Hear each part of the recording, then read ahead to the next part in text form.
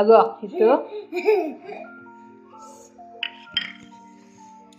ఇప్పుడు ఏం చేసామంటే చీజ్ శాండ్విచ్ చేసాను. అవునా నువ్వు తీవా నేను ఉంటా.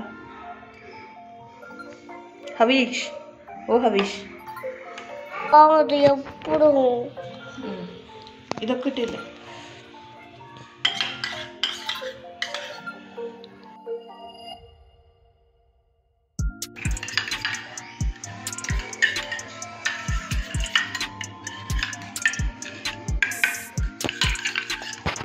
అయిపోయిందా?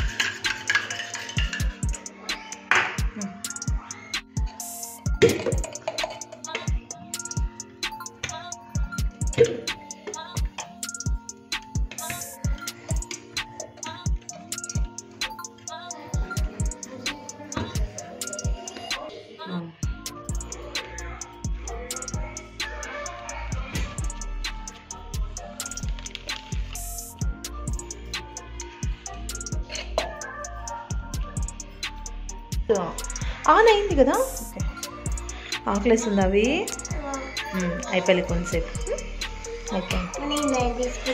అమ్మా వద్దుమా రెండు కూడా నానా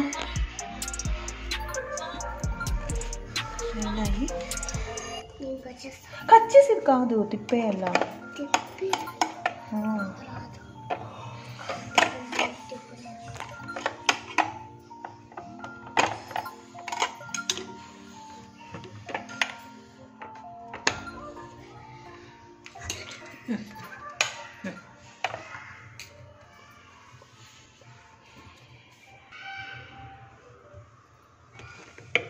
నువ్వు కట్ చేసేది వద్దు నాయనా చేతికి నీదైతే అంతే.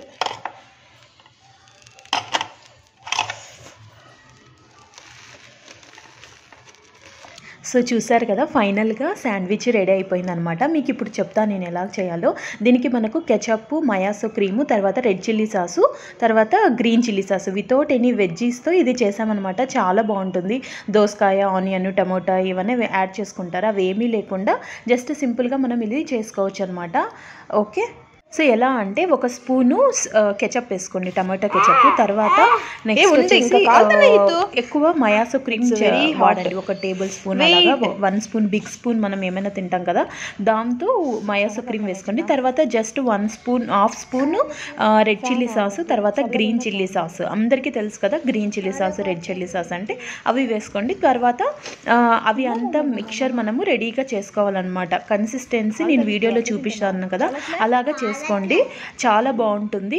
జస్ట్ ఎలా అంటే నార్మల్ శాండ్విచ్ చేసుకున్నట్లే మిక్చర్ అంతా అయిన తర్వాత నేను బ్రౌన్ బ్రెడ్ యూజ్ చేస్తాను అనమాట.